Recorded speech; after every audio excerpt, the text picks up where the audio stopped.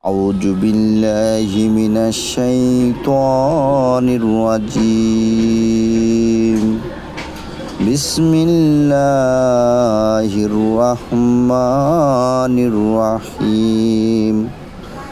الحمد لله رب العالمين الرحمن الرحيم مالك يوم الدين إياك نعبد وإياك نستعين اهدنا الصراط المستقيم صراط الذين أنعمت عليهم غير المغضوب عليهم ولا الضالين آمين يا أيها الذين آمنوا